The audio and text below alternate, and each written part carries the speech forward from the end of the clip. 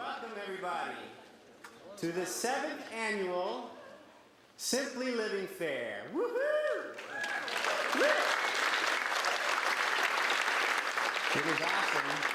It is awesome to see such a great crowd here today. This just keeps growing, keeps heading the right direction. And what I call this group right here is critical mass. So let's get out there and tell the world what we're going to learn this weekend. If you don't know me, my name's Buff Brown. I'm a local transportation activist, and I'm involved in this in that I set up the transportation track. But there are many excellent tracks that I hope you all participate in. And I am here to introduce our entertainment.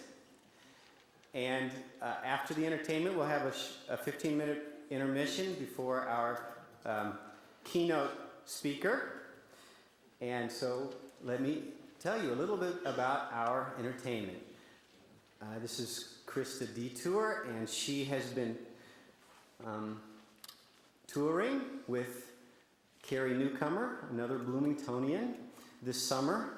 She has just released a CD called Mud Show, and it is available out in the lobby for sale, and the proceeds from that go to the Red Cross. So, with no further ado, let me introduce Krista Detour and her band.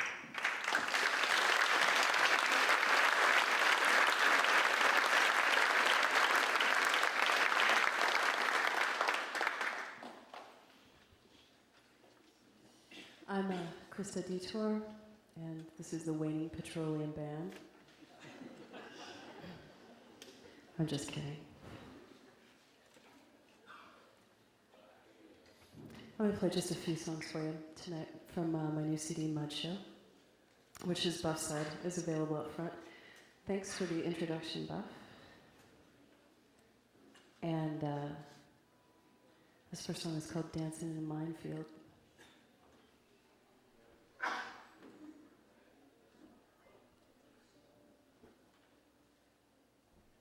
Sorry. No, we're starting now. Just trying to see if you're paying attention. There we go.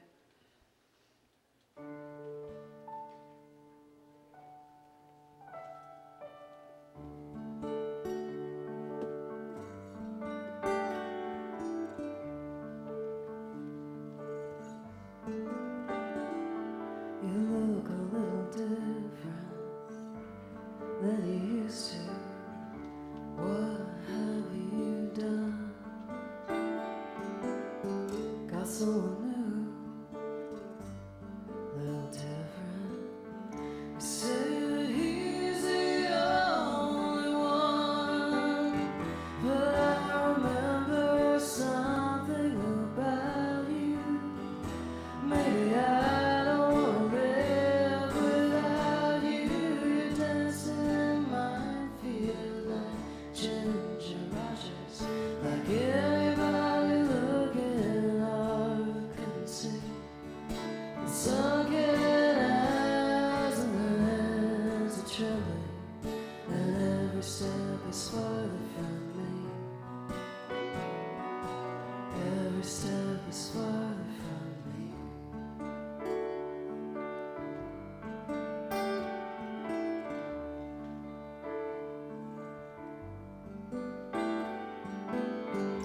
Call him up, call it off, sell your soul if you have to. Look around, you got enough to make you happy if you want to. And I remember something about this. I remember every kiss I ever gave you. You're dancing in my field like Ginger Rogers, like anybody looking or couldn't see. Sunken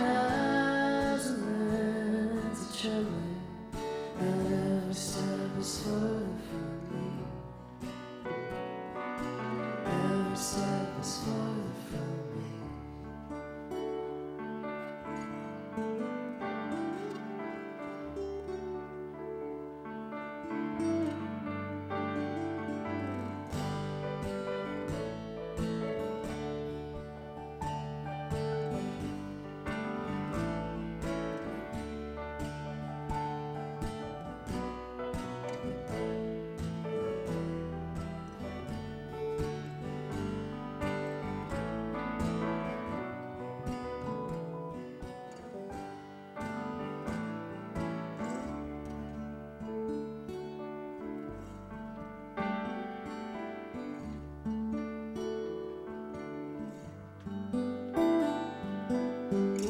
Build a fire with his ashes.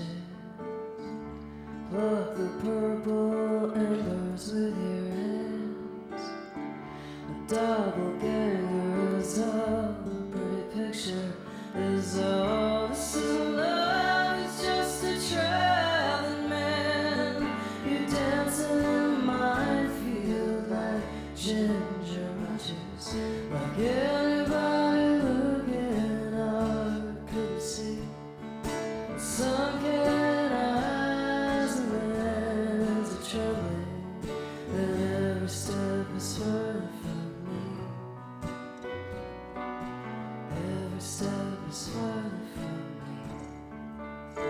Yeah, you dance in a minefield like Ginger Rogers, like anybody looking out couldn't see. Sunken eyes and hands are trembling, and every step is further from me. Every step is further from me.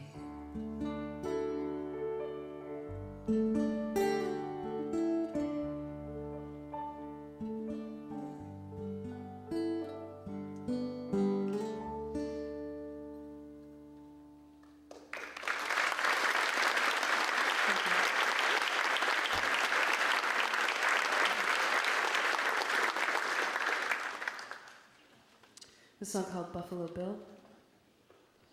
Wrote it one day when I was wishing I lived in an age long past.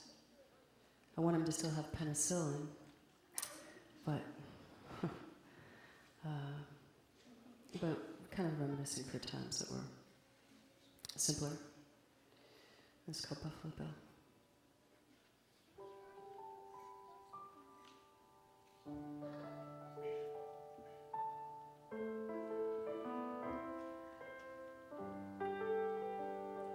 Red tail hawk circles the sky. School bus is come and gone, and I will wave goodbye. There's nothing new in the morning light. Nothing new except another stoplight on the corner. And all this time, where did he go? Buffalo Bill and his rodeo. Counted sheep when the hours got thin. So hard to sleep, thinking about him. Nothing new. Red ring around the moon. Nothing new. Storm comes soon. All this time, where did he go? Buffalo Bill and his rodeo. And the rays of the past to the ones I missed. Being born in the age of inconvenience, but I hold a hope that it still might show. Slinging six guns, blue-eyed wonder, blazing glory, wrestling thunder.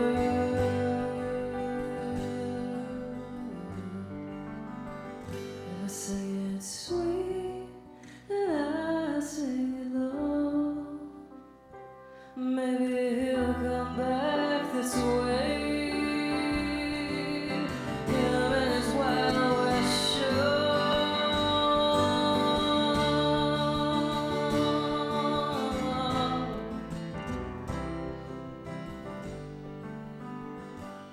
Red too hot, found another sky.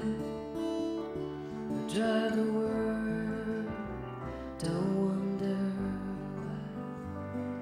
Nothing new, lost my wedding ring. Nothing new, except everything. Nothing new, except everything. All this time, where did he go? Buffalo Bill and his rodeo. Buffalo Bill and his Wild West show.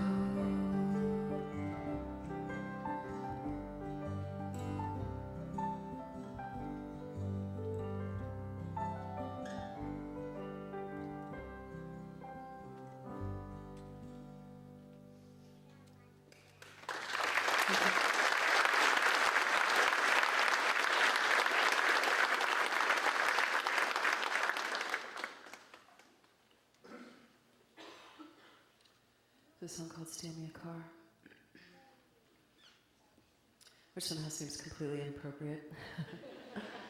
So tonight it will be Steal Me an Electric Car. Hopefully that's really not too far off. I'm keeping my fingers crossed. So, 1, 2, 1, 2, 3. Steal me a car and we'll drive on out of here.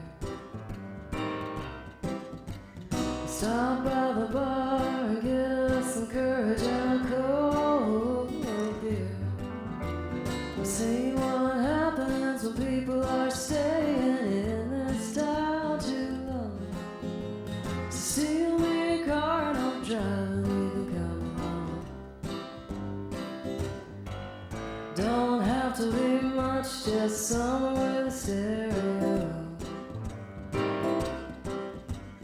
No kind of high ride, I'm thinking we should take it nice and slow. They're all laid up when people are staying in this town too long. So steal me a car and I'll drive and you can come along. And we'll drive to New York City where the skyline's pretty, no one looks you in the eye. We'll hit a Maine and dance in the rain, eat some lobster and sit by the water. You haven't done nothing since last Thanksgiving. You're sitting way too long.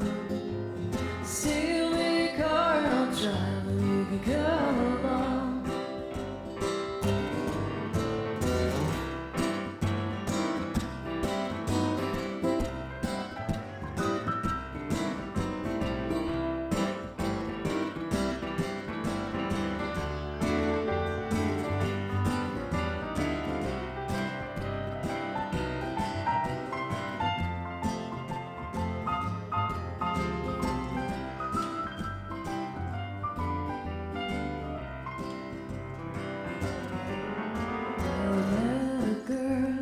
Sweet Susan Lee says she's got connections in Nashville, Tennessee. They're light up when people are staying in this town too long.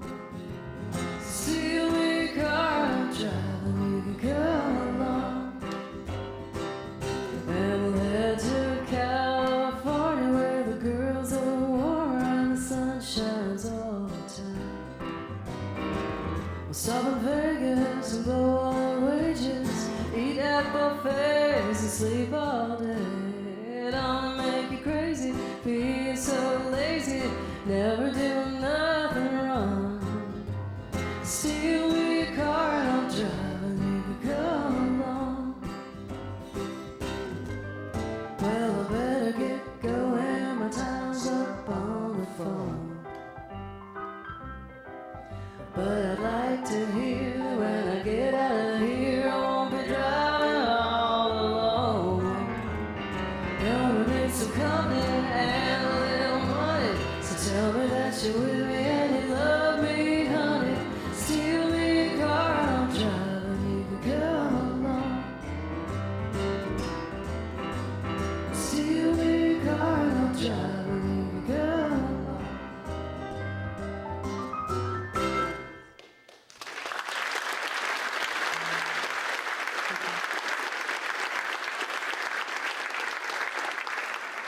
just have a couple more for you, and then we're going to take a 15-minute break, and the keynote speaker will come on.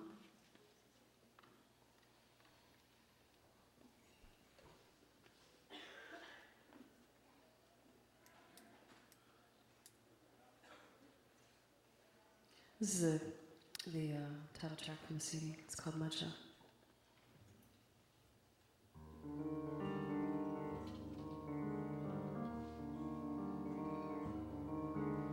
Started out a sailor, I got the draft at 18.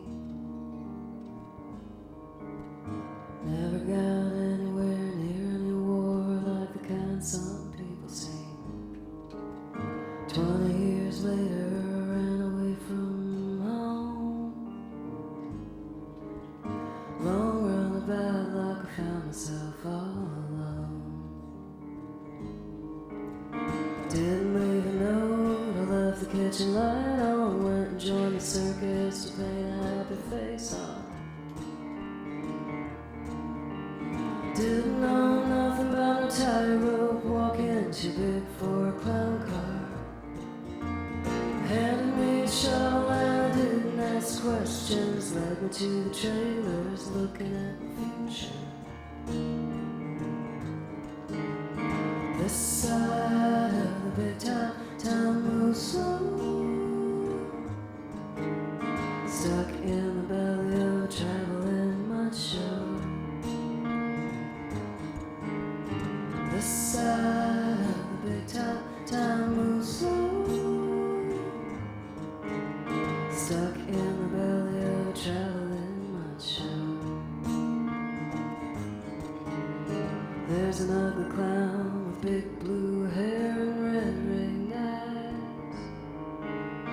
Has a lot of fun, order me around though I'm twice his size and I could kick his ass. There's a pretty flyer up on the trapeze. Wrote her a poem but now she won't look at me. Brought my boombox and I brought my CDs. I brought my toolbox cause it comes in handy. Sweeping the bleachers, the plastic graveyard, novelties and sticky gray cotton candy. This side of the big town, time moves slow. Stuck in the belly of a traveling mud show. This side of the big town, time moves slow. Stuck in the belly of a traveling mud show.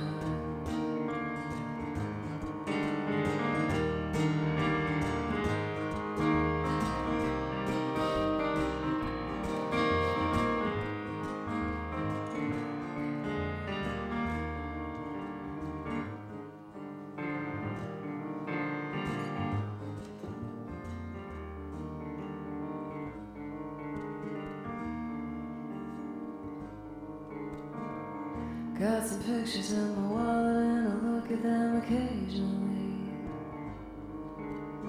When I had a drink or two, I look at who I used to be. Heard one of the handlers broke into a pharmacy. Head over later to see what he's got for me. To take the edge off. And the wheel of death is turning and the wheel walker face a fall. Wish that they were faking when the car crashed to come on. Wish that he was faking when the cop made the phone call.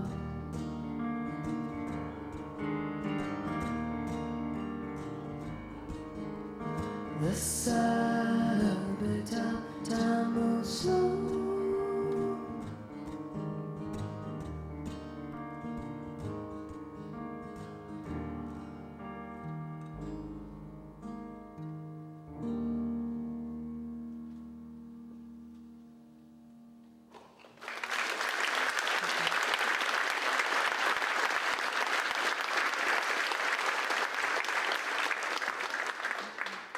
I've got one more for you, and then we're going to hit the road.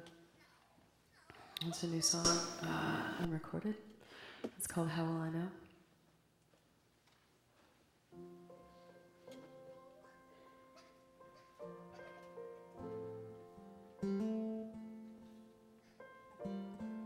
I had a dream at the end of an evening. I sat at my desk and I wrote it down. I scratched at the surface of something much bigger.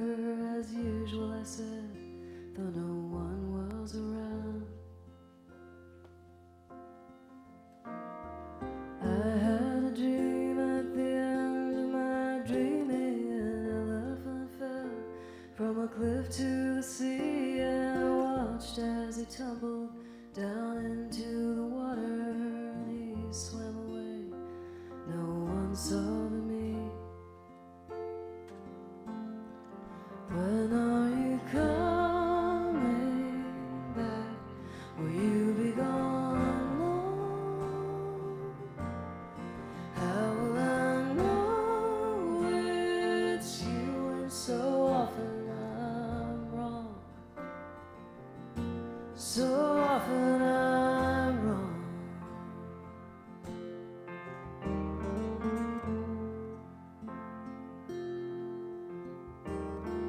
I had a dream there were boys in the bushes playing with matches in the heat of the day, and they lit them and threw them one after another till they all burned and they all ran away. When are you coming back? Will you be gone long?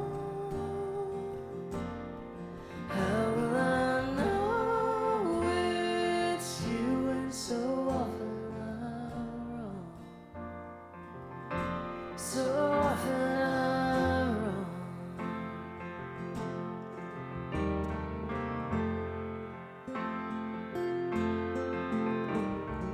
I had a dream of a wedding I'd been to out in the woods on a Saturday night, and I fought with my love in the shadow of Pine Grove while fireflies danced and lit up the night. I had a dream that you left without telling me where you were going, and I couldn't find you. I dialed all the numbers that I could remember, and then I remembered I've been so unkind. When are you coming back? Will you be gone long? How will I know it's you when so often I'm wrong? Yeah, often I'm waiting. Will you be gone long? How will I know it's you when so often I'm wrong? So often I'm wrong.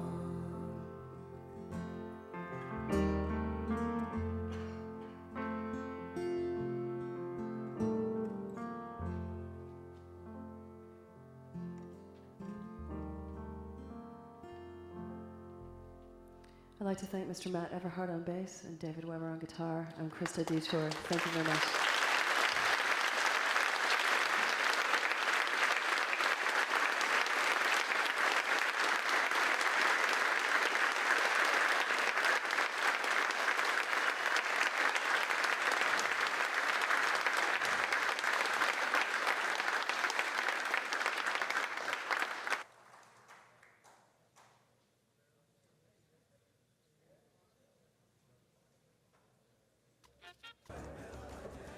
We're going to get started in a moment. Thank you.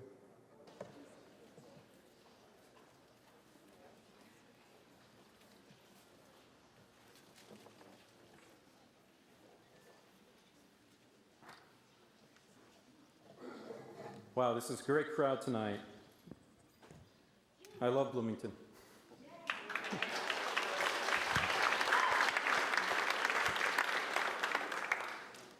Thanks for coming tonight. This is a great kickoff. This is the 7th annual Simply Living Fair keynote address.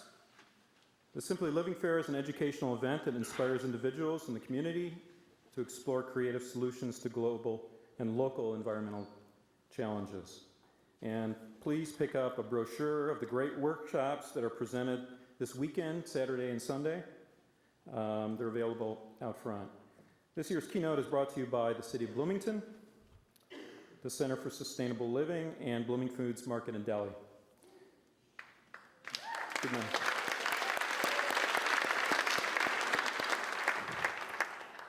This event is proudly sponsored by Twisted Limb Paperworks and Greg and Sophia Travis. I see out there somewhere. Other sponsors for this year's event include Printmasters, Sunrise Greetings, WFHB Community Radio, Branches Magazine, and WGCL, The Sound of Bloomington. Following tonight's presentation, Richard will be available to answer questions after his talk, and he'll be available for a book signing and to meet people in the lobby after the event. So thanks again for coming this evening. I'm City Council Representative Dave Rollo, and I'm missing a council meeting tonight, but this is really important. I'd also like to thank those who made tonight's presentation possible. City of Bloomington Parks and Rec Department, Angie Smith in particular, and our Assistant Economic Development Director, Denise Alano, for their extraordinary skills in putting this together. They're terrific. A lot of people to thank here. Bear with me, but everybody deserves this. Eli Duke for his website design for bloomingpeak.org. Please visit Bloomington Peak Oil Awareness Group, for more information. Thank you. And thanks tonight to Jason Radke from CATS and Monty Rose for doing the accessory video tonight, so everybody can enjoy this at home later. For those who are here tonight, I'd like to make an announcement. You may be interested in, if you are interested in the transition to sustainability, you're invited to attend this year's Bioneers Conference here in Bloomington in October. This conference, which will be live via satellite, linked to the national conference, will host speakers notable such as Janine Benyus, Bill McKibben, Tom Hartman, David Orr, and Diane Wilson, all tremendous visionaries for a sustainable future. Our local keynote address for the Bioneers this year will be the world-renowned permaculturist Peter Bain. Future local food production with few fossil fuel inputs is an essential part of a sustainable future, and we're lucky to have Peter come and share his wisdom and experiences with us. So this is, the Bioneers will be on October 14th through the 16th in Ballantyne Hall on the IU campus, and for more information, please check out www.bioneers.org. Now on to tonight's topic. I've been concerned about the subject that you'll be hearing tonight, the topic of oil depletion and how it may affect our city. If you find it as important, you may want to visit the website I mentioned, bloomingpeak.org, for more information. The group Blooming Peak is dedicated to promoting awareness and fostering a discussion of alternatives in the age of energy scarcity for our community. A year ago, I began to focus on this because I believe that we are reaching oil peak production, and I find the implications to be pretty staggering. Our society is totally dependent upon fossil fuels, and yet few people understand the consequences of what oil depletion may mean. Understandable, I suppose, since it has generally not been given due press in the mainstream media or the attention it deserves by our state and federal representatives. The last energy bill, for example, and the highway bill are both examples of thinking locked in the past that is squandering our latest and hopefully not our last opportunity to make a shift to a sustainable future. If ever we needed energy literacy in our society, it is now. Fortunately for us, Richard Heinberg has been touring the world, speaking to business leaders, financiers, representatives in government, citizens in energy depletion and scarcity. Richard Heinberg is the author of 6 books, including The Party's Over, War, Oil, and the Fate of Industrial Societies, and Power Down, Options and Actions for a Post-Carbon World. He is a journalist, educator, editor, lecturer, and core faculty member of the New College of California, where he teaches a program on culture, ecology, and sustainable community. His monthly newsletter was nominated in 1994 for an Alternative Press Award and has been included in Utne Magazine's annual list of best alternative newsletters. His essays and articles have appeared in many journals, including The Ecologist, Z Magazine, The Futurist, Earth Island Journal, Yes, Wild Matters, Alternative Press Review, and The Sun. He has also given presentations at the Center for Strategic and International Studies in Washington, D.C., Lawrence Berkeley National Laboratories, the Development Bank of Southern Africa, the South African Institute of International Affairs, the Association for the Study of Peak Oil, ASPO, and the National Solar Energy Conference, the Pioneers Conference, the Midwest Renewable Energy Fair, and Soulfest. His presentation this evening is titled Peak Oil, the Challenge and Opportunity of Petroleum's Waiting Days. Please join me in giving a warm Bloomington welcome to Richard Heinberg.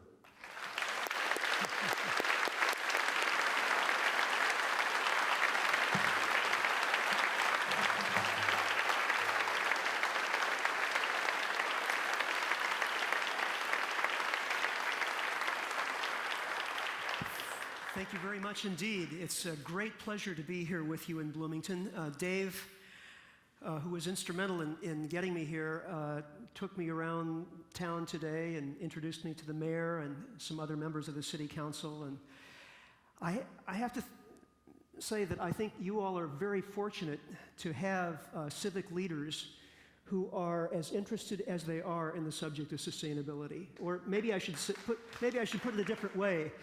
You folks are really smart to have elected these people.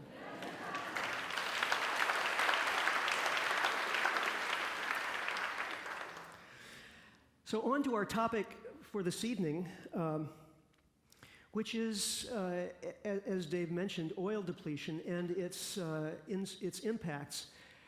Now, I'm just at the end range of my clicker here, so we'll see if we can keep it working. The first thing we have to do is establish just how important this topic is. We human beings are energy junkies. Always have been and always will be in one form or another. All organisms use and process energy. For ages, we've gotten energy from the environment in the form of food. Then, using our clever brains, we figured out how to harness fire, how to domesticate plants and animals, and once we domesticated the animals, we could put them to work for us, pulling our plows and so on. We harnessed the energy of their muscles. Then gradually we invented things like windmills and water mills. All this time, over thousands of years, we were gradually, very slowly, incrementally increasing our ability to harvest energy from the environment. But all this time, it was within the yearly solar energy budget of planet Earth.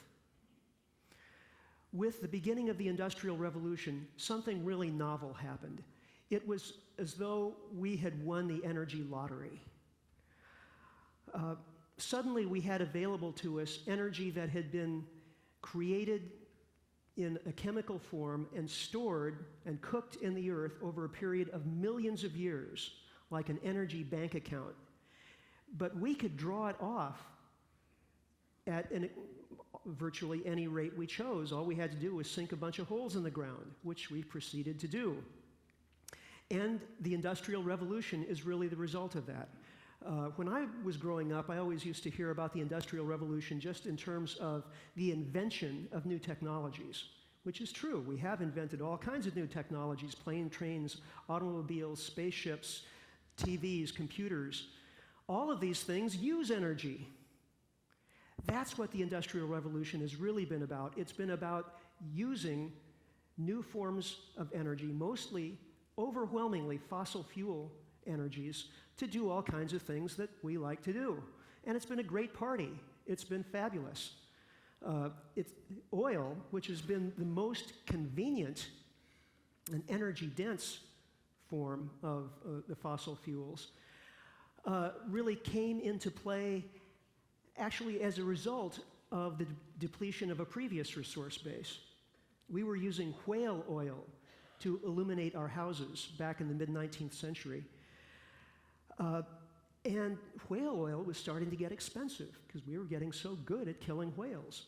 So some fellow in Pennsylvania by the name of Edwin Drake had the bright idea of substituting rock oil, which is the literal translation of the word petroleum, substituting rock oil for whale oil. And he had the further idea that maybe you could drill wells for oil the way people were already drilling wells for water. Well, of course, it worked. And it worked so well, in fact, that the problem then became having too much of the stuff and not knowing what to do with it, because it immediately overwhelmed the market for lamp oil. So gradually over time, we figured out how to use the stuff for other purposes. We invented the internal combustion engine, the automobile, the airplane, the chemicals industry, the plastics industry. And all this time, we were extracting and burning more of the stuff every year. And we get to the present. This is a picture of Ghawar in Saudi Arabia, which is the world's single largest oil field that produces about 5 million barrels of oil per day. Now, it was inevitable that we would become dependent on this stuff, the energy junkies that we are. This slide here tells the tale. Back in 1850, here in the US, most of our energy was coming from muscle power, about 65% of it from the muscles of domesticated animals, horses, mules, oxen, so on, and about 17 or 18% from human muscle power, people laboring. And in 1850, we're talking about a lot of human muscle power from kidnapped Africans and indentured Chinese. Only about 17% of the energy in the US economy was coming by way of fuel-fed machines. Okay, fast forward to the present, and actually by the late 1960s, the amount of energy coming from muscle power no longer shows up on the graph. That doesn't mean people aren't working anymore. It just means that the contribution of human labor as a source of energy in the economy has become inconsequential in comparison to what we're deriving from fuel-fed machinery. You can get some sense of this by comparing the amount of energy that we can generate as engines, as human engines, versus the amount of energy in, say, a gallon of gasoline.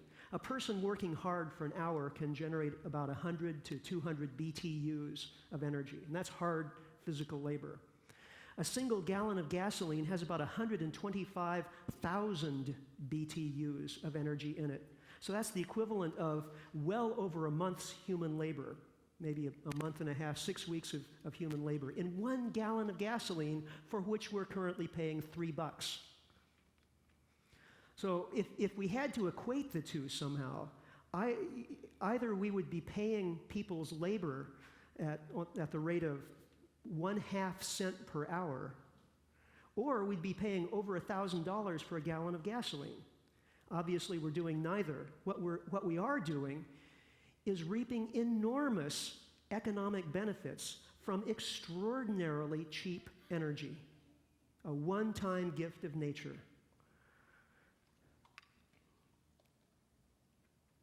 Let's see if we can get to the next one here. But the fly in the ointment, of course, is that oil, like the other fossil fuels, is inherently limited in quantity. It's non-renewable.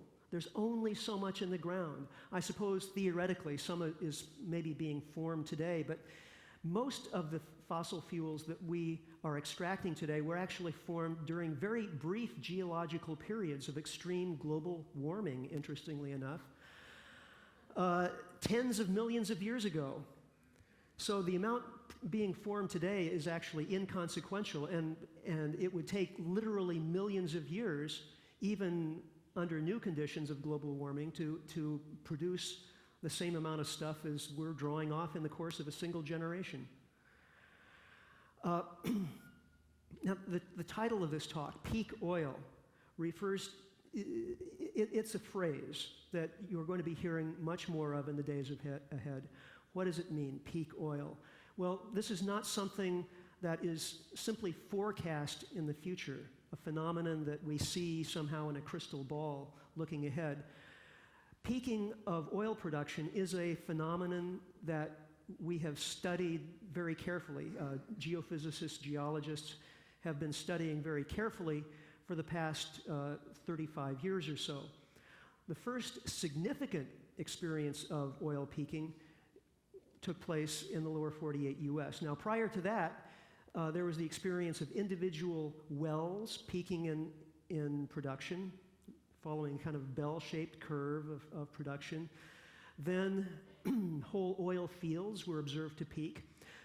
And a brilliant petroleum geologist by the name of M. King Hubbert, who worked for Shell Research Labs and taught at MIT and UCLA, a bunch of other places, extrapolated this phenomenon of individual wells and fields peaking to the US as a whole. In 1956, he predicted that US oil production would hit its all-time peak and begin its terminal decline around 1970. At the time, most people thought he was crazy. He was, at that time, one of the world's foremost geologists and certainly the world's foremost petroleum geologist. Nevertheless, everyone was so used to the US being the center of the world's oil production, a bottomless reservoir, endless cheap oil, that no one really believed that it could ever really run out here in the US. But of course, he was right. Prior to 1970, the US had been the world's foremost oil-producing nation. In fact, for many decades of the 20th century, the US was the world's foremost oil exporting nation. We tend to forget that these days. Because, of course, now we import 60% of what we use. And most young people have never lived under any other regime. We always hear about how the US is importing oil from other places. We forget this is where it started. This was the Saudi Arabia of the early 20th century. But look where we are now.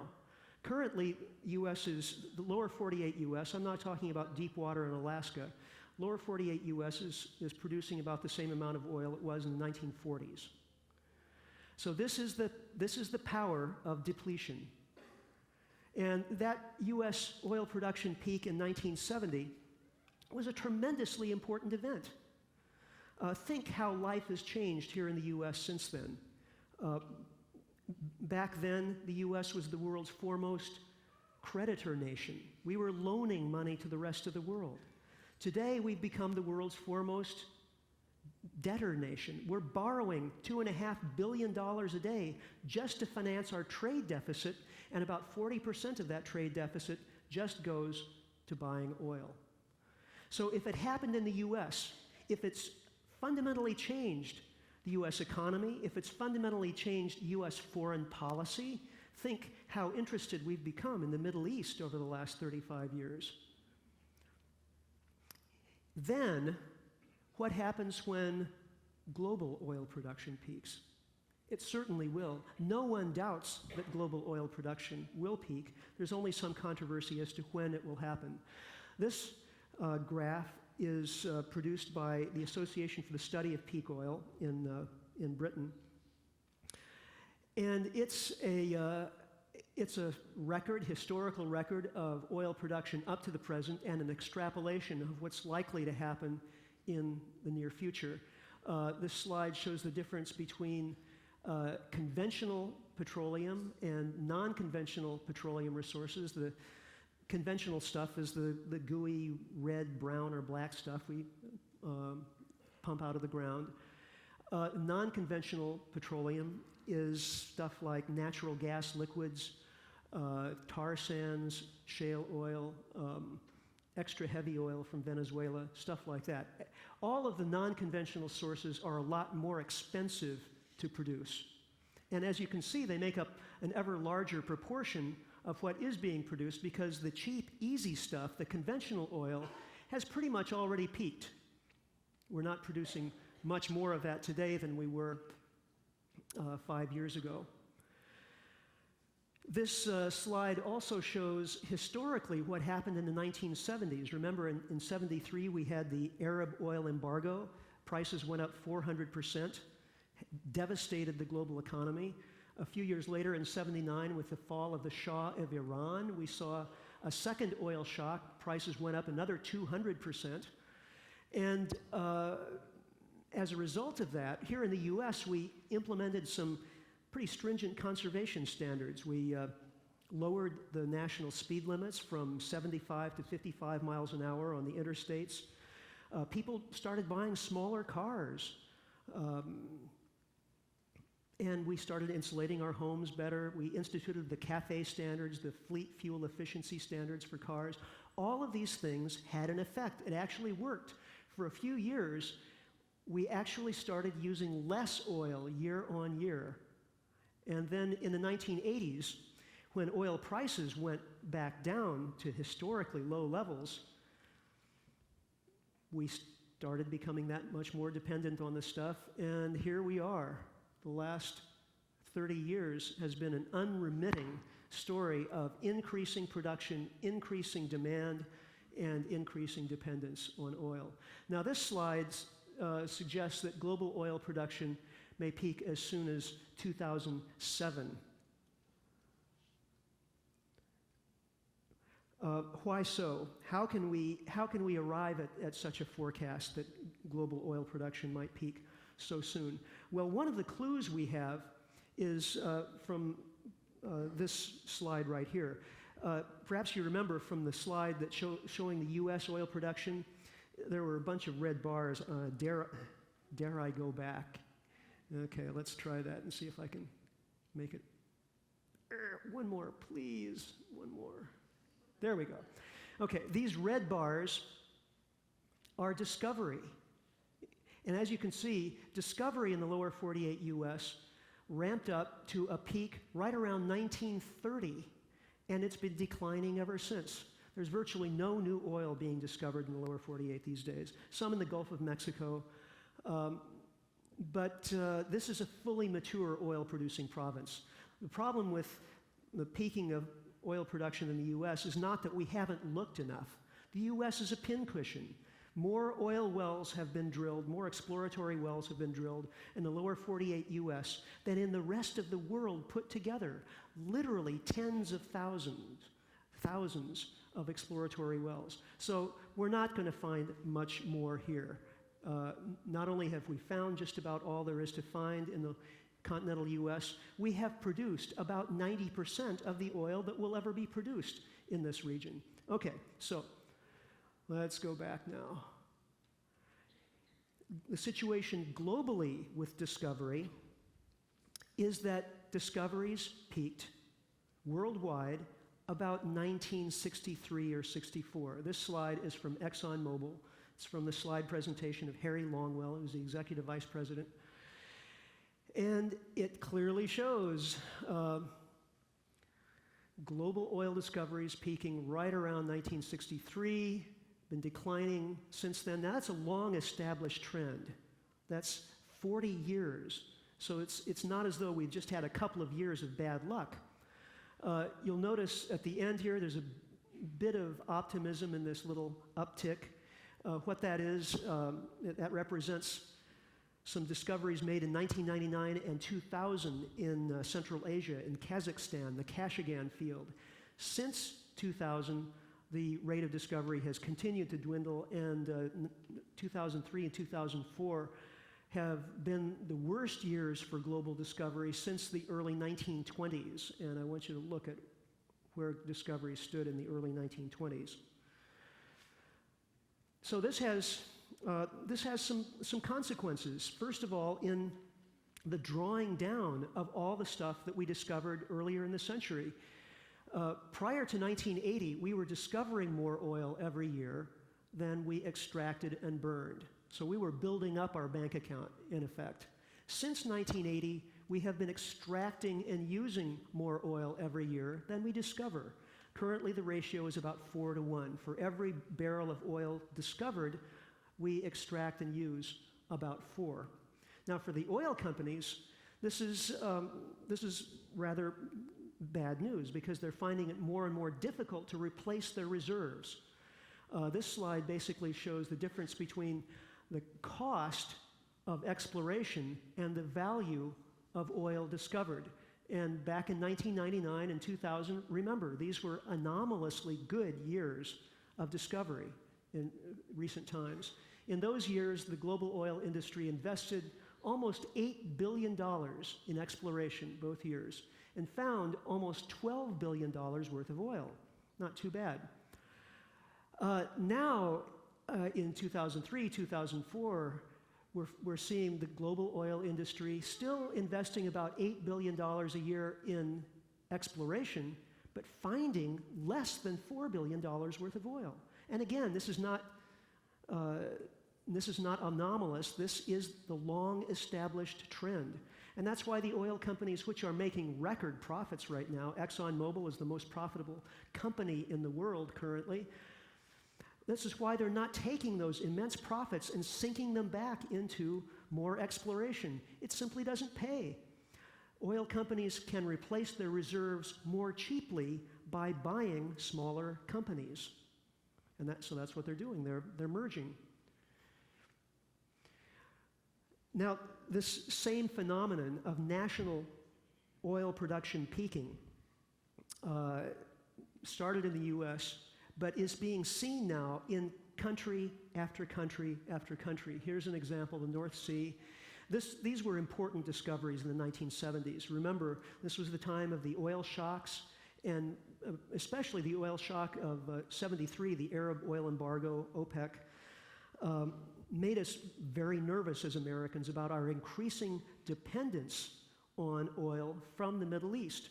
So the discovery of light sweet crude in large quantities under the North Sea and under the control of nice friendly non-Arab, non-OPEC countries like Denmark, Norway, and Great Britain was great news.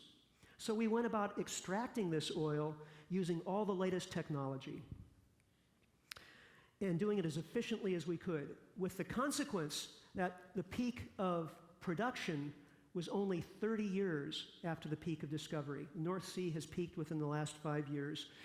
And Norway's production is falling at a rate of almost 10% a year, an extraordinary rate of depletion. Great Britain, which enjoyed an economic miracle during the 80s and 90s as a result of North Sea oil, is now slated to become a net oil importer again in 2005 for the first time in 30 years.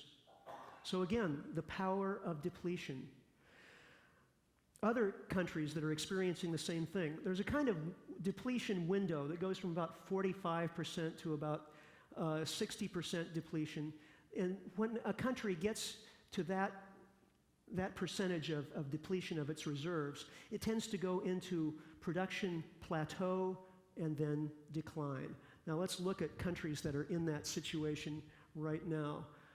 Australia, the UK, Pakistan, Argentina, Congo, New Zealand, Yemen, Tunisia, Gabon, Norway, Colombia, Egypt, Oman, Peru. Quite a list. Altogether, of non-OPEC countries, there are over 20 in that category.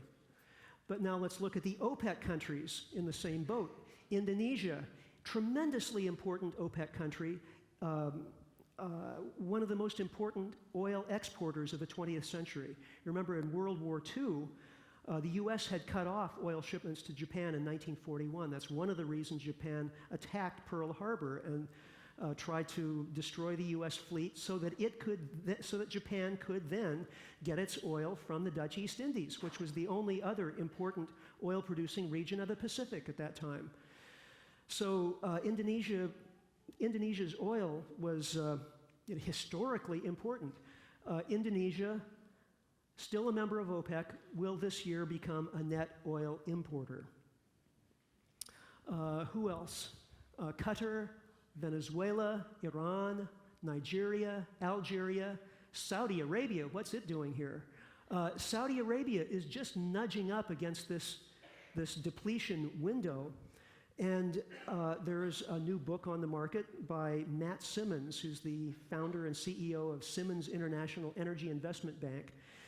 Matt Simmons has spent the last several years scouring the technical papers of the Society of Petroleum Engineers for real data about production and reserves in Saudi Arabia, because it's kind of opaque. It's hard to tell what's really going on in Saudi Arabia.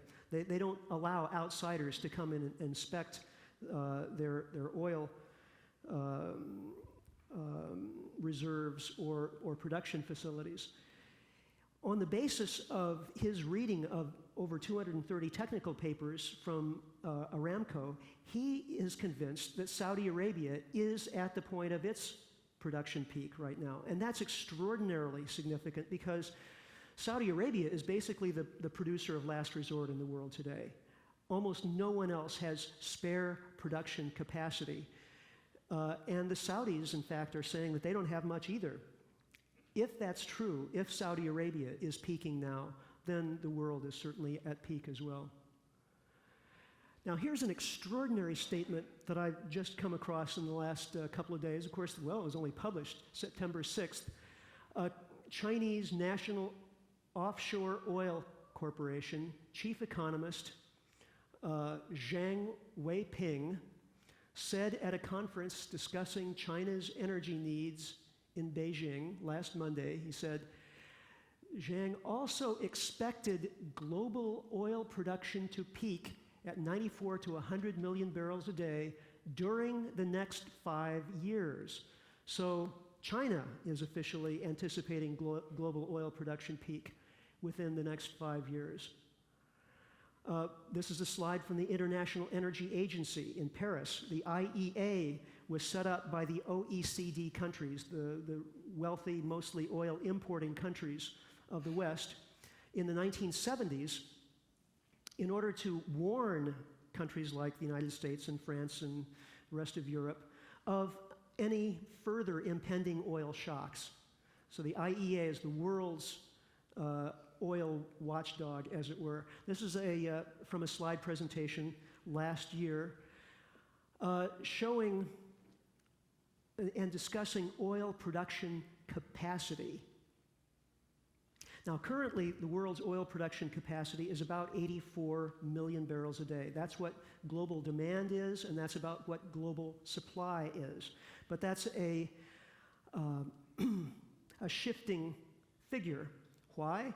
Well, according to the IEA, in 2005, the industry's having to put in place about 1.5 million barrels a day of new production capacity. Now, production capacity means not just oil wells, but also pipelines, refineries, tankers, the whole gamut of infrastructure by which oil gets from the well to your gas tank. Okay, so in 2005, we need 1.5 million barrels a day of new production capacity to meet new demand from places like China, India, and also the US. The IEA says we'll also need, this year, 2005, another 4 million barrels a day of new production capacity to offset depletion. Now, we've been talking about depletion. If in fact we know that Indonesia is going to produce less oil this year than it did last year, that Norway is going to produce less oil this year than it did last year, some other countries, some other places are going to have to step up and produce more oil than they did last year in order for us just to stay even. okay? IEA totals that up and says that's about 4 million barrels a day.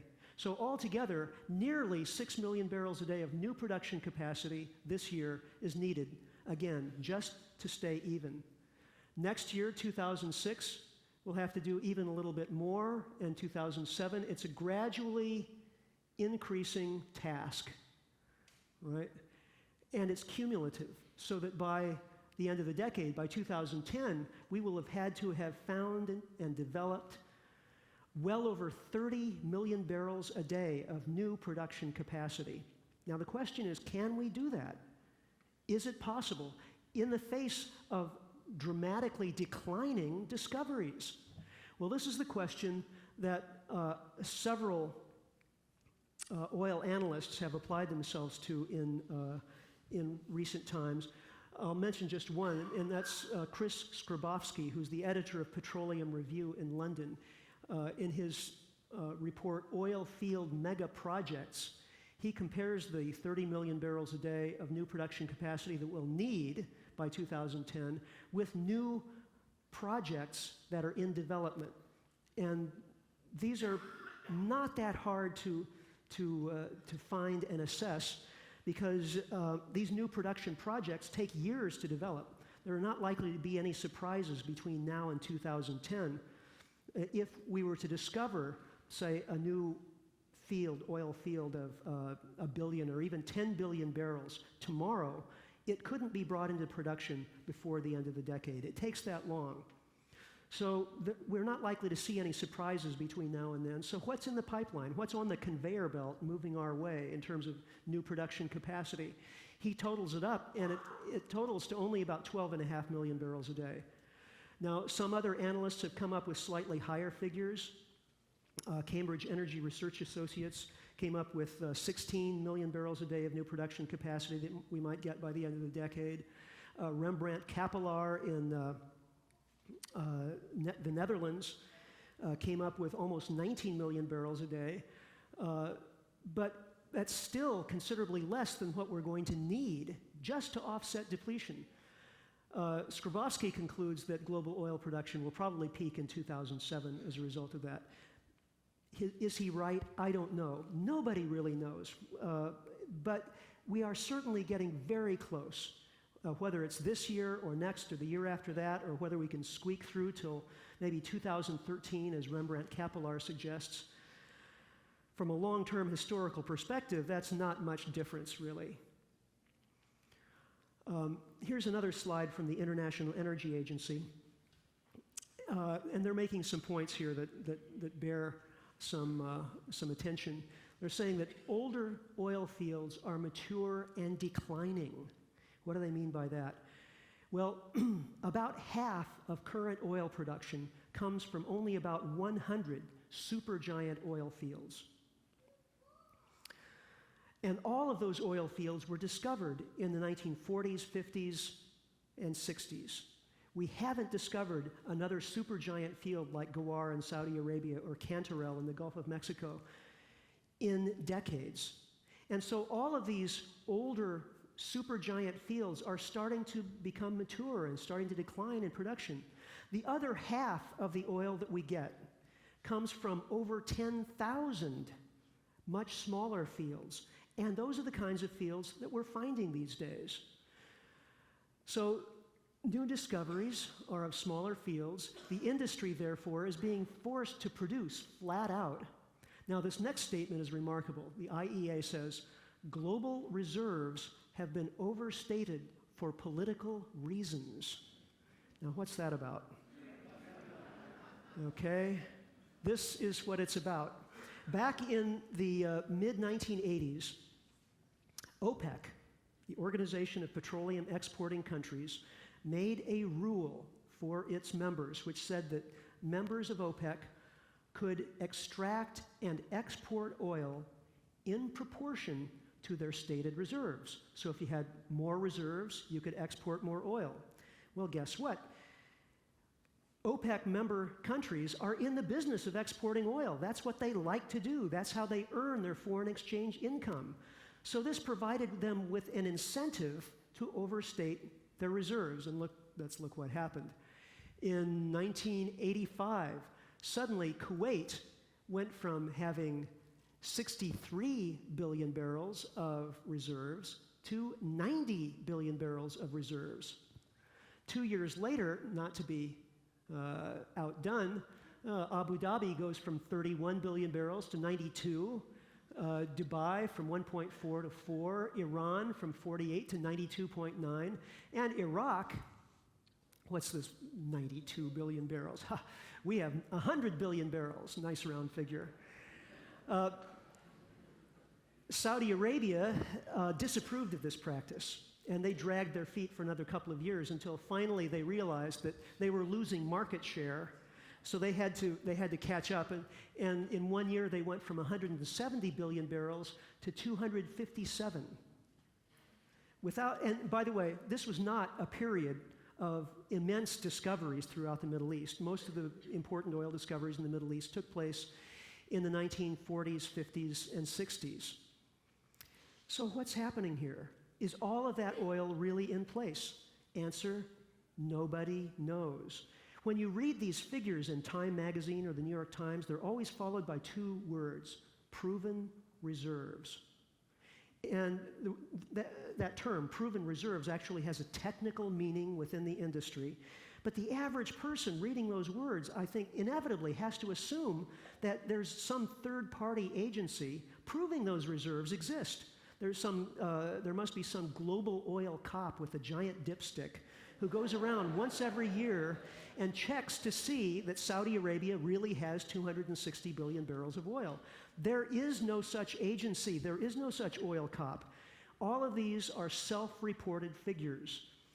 Saudi Arabia's actual oil reserves are a state secret. And this is a huge problem. We are flying blind. We're like the pilot of a jetliner going 600 miles an hour through the atmosphere with no altimeter. Oil is extraordinarily important, as we've seen, to every aspect of modern life. We kind of need an accurate gauge as to how much we have left, and we don't have that right now. So one thing we desperately need is more transparency of reserve and production figures, especially from the OPEC countries.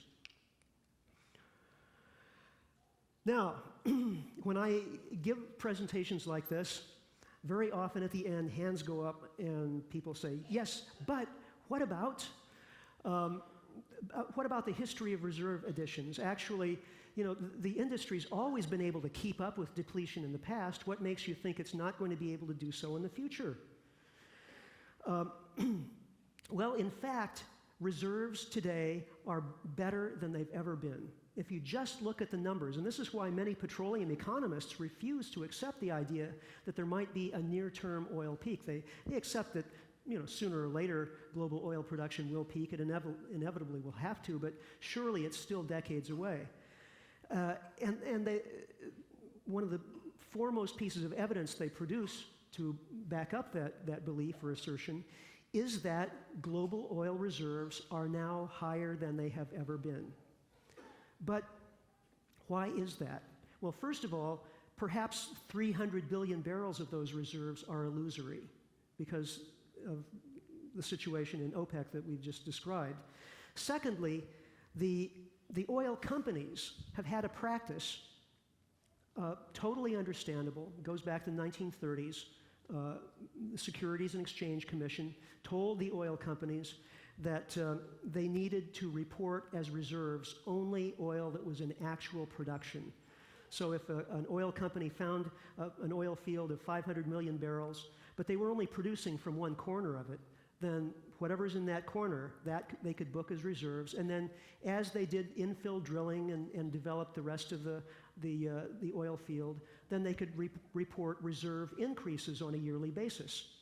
So what's been happening over the past few decades is that reserve increases have been being booked on a yearly basis on oil that was discovered in the 40s, 50s, 60s, and 70s. So it looks on paper as though the amounts are still growing, when in fact that's not actually the case. Now, example, the United States. Remember, U.S. oil production peaked in 1970? In 1970, U.S. oil reserves had never looked better. U.S. oil production had never been higher. And that was the year the U.S. peaked. The other objection that's always brought up is, well, what about the tar sands in Canada? What about shale oil in Colorado and Wyoming and Utah? Yes, immense resources in all of those places, truly immense.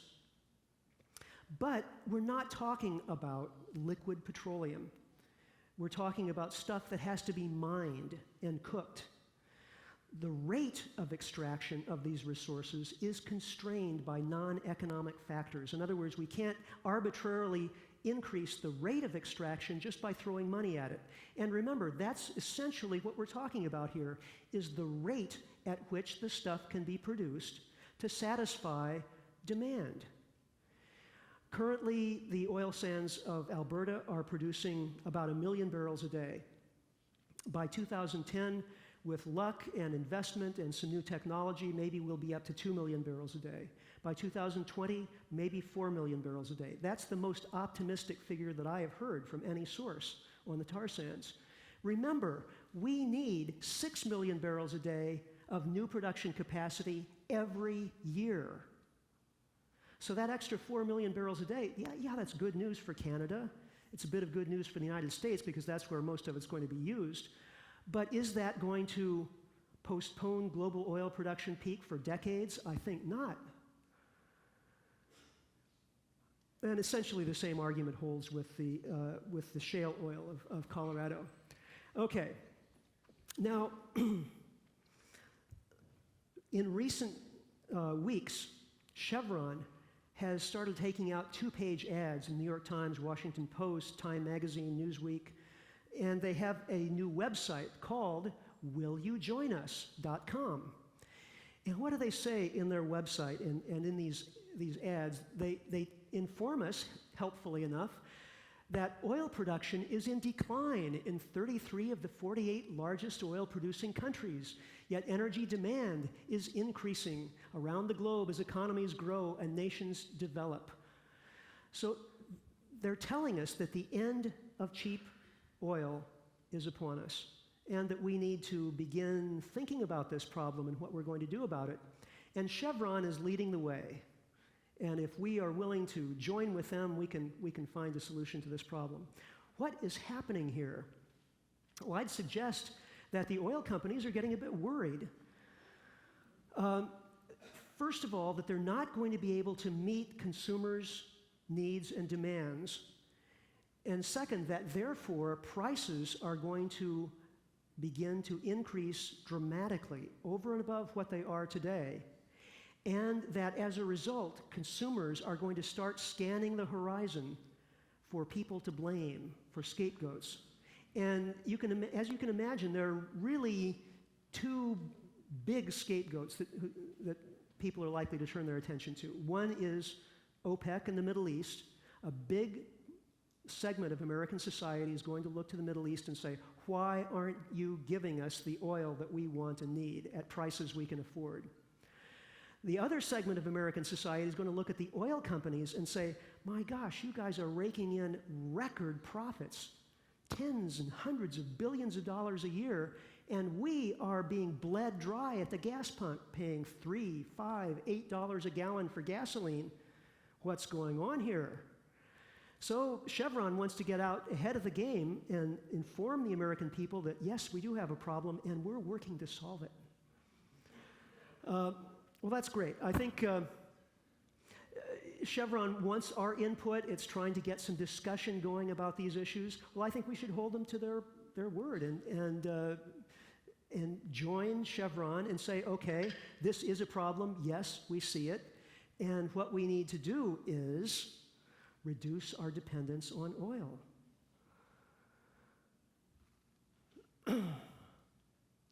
Another development just in the last few days, OPEC, which releases yearly reports on production, has this time they actually included an analysis of the types of oil. They've never really done this before. But in the OPEC report this time, they singled out light sweet crude and differentiated it from the other grades of oil. Light sweet crude, of course, is the stuff that's easiest to refine into gasoline, as opposed to heavy sour crude, which is easier to turn into, diesel fuel, but also you can make roads out of it and use it for industrial purposes and so on. A quick analysis of the OPEC numbers yields the clear indication that light sweet crude has peaked globally. Since 2000, the amount of light sweet crude that's been produced year on year has fallen. And so we have basically seen individual countries peak, like the United States, Indonesia, and others, and now we've seen a whole category of oil production, namely light sweet crude, peak. The only thing we haven't seen peak yet is total global liquids.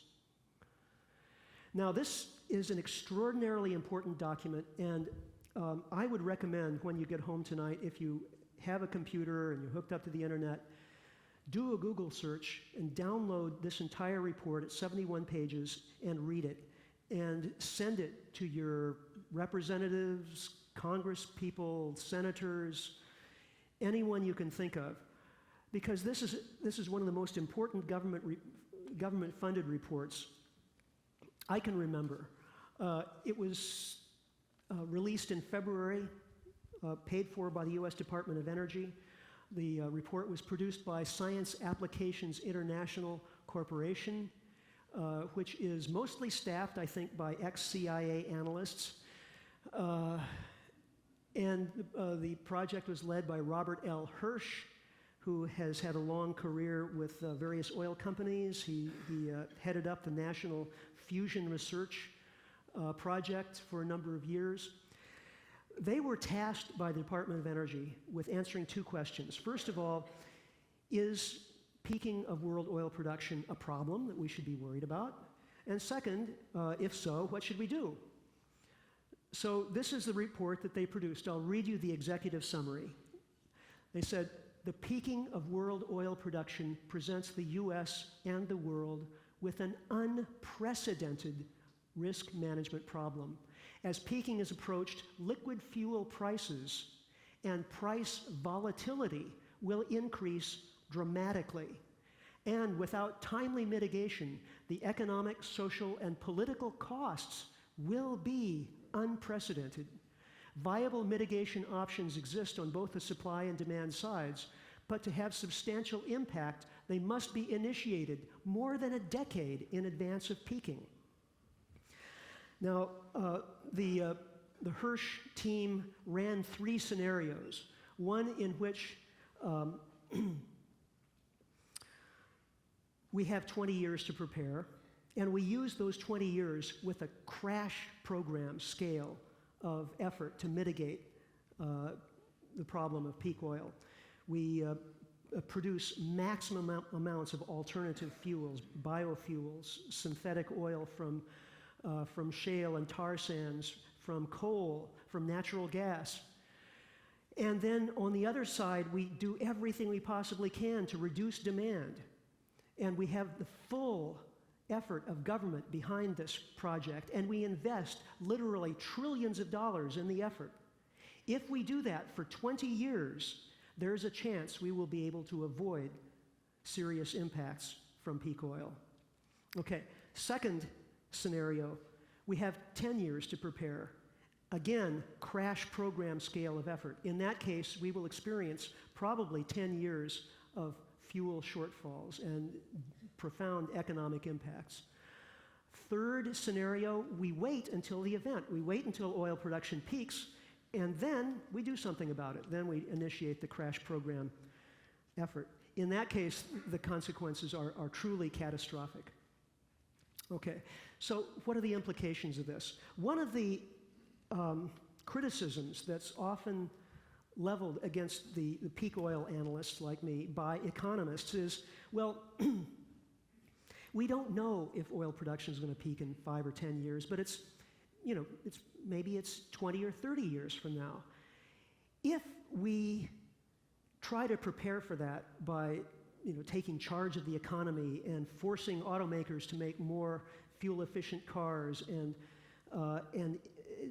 government invests hundreds of billions of dollars in alternative renewable energies and all of these sorts of things, that's going to be a cost to society, because we will be taking money that could have been used to produce economic growth in conventional ways and diverting it to preparing for this event 20 or 30 years from now, which the market will take care of anyway.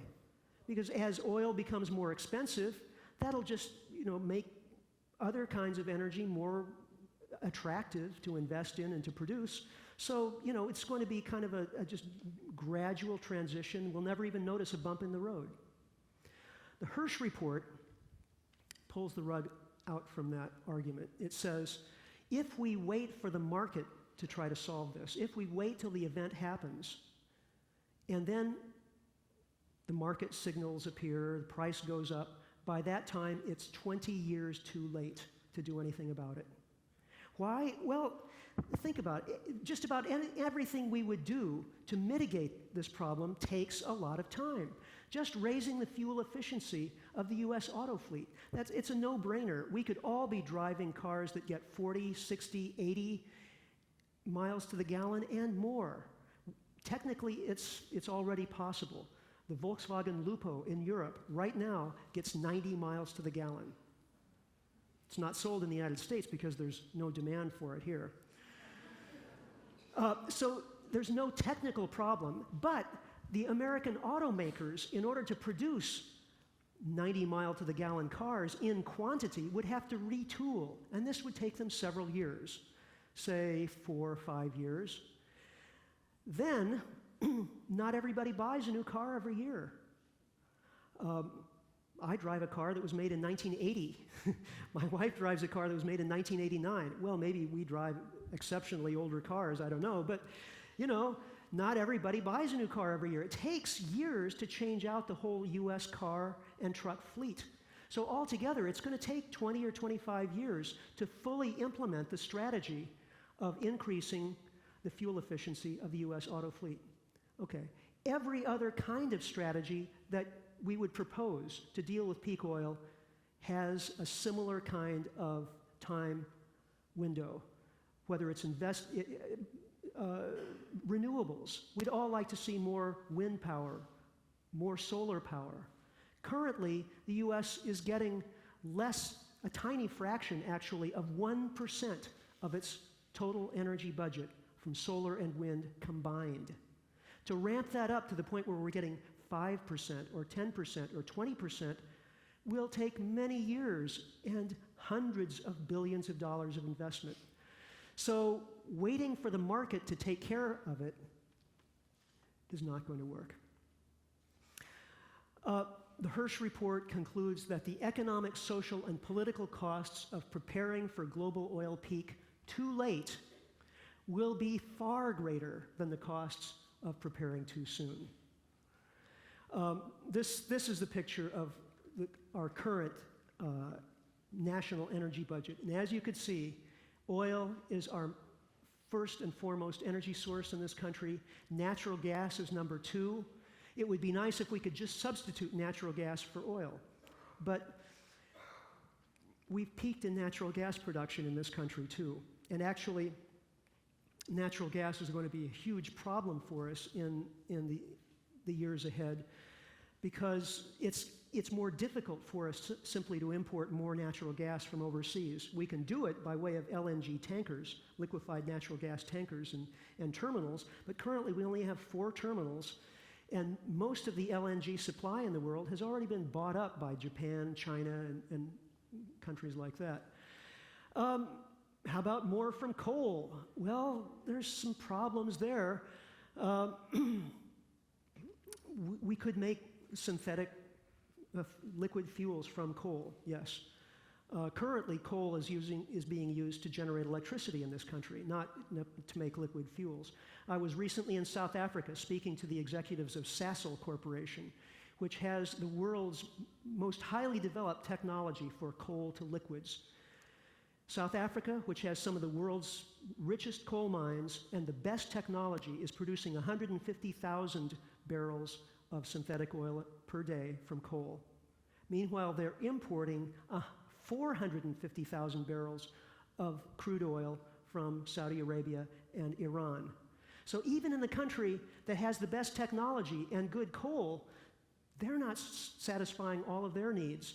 Again, this is something that would take many, many decades, lots of investment to make use of here. Nuclear produces electricity. We don't run our cars on electricity. We could make hydrogen if we had lots of extra electricity to go around. But currently, our electrical grids are pretty much maxed out. Our electrical production capacity in this country is pretty well maxed out. We don't have a lot of spare capacity to produce tons of hydrogen with, and that's going to be a very expensive process. I'm entirely in favor, by the way, of more hydrogen research, of more biofuels, but I think we have to see this in context, in matters of scale. We will be lucky over the next few years to be able to produce enough in the way of biodiesel and ethanol and hydrogen to run emergency vehicles and essential delivery vehicles. And that's what we should be aiming for. The idea of running 200 million cars, as we're doing today, with these alternative fuels is, I'm afraid, a pipe dream. So what we really need to do is simply reduce the number of cars that we're using. At this point, I think it's pretty clear that unless my analysis and that of Colin Campbell and many of the other experts, unless that analysis is wrong, and we do in fact have 30 years or more to prepare for global oil peak, the overwhelming likelihood is that we are in for some serious consequences. And those are economic, centered primarily around transportation, because that's where we use most of the oil. About 2/3 of the oil goes to cars and trucks, another 10% to the airline industry. Also food and agriculture, because our entire agricultural food system is heavily oil dependent. Farmers run their tractors and combines and other heavy equipment on diesel. We process and package food using petroleum products. And then we deliver food long distances. A typical American food item on the plate is traveled 1,500 miles to get there.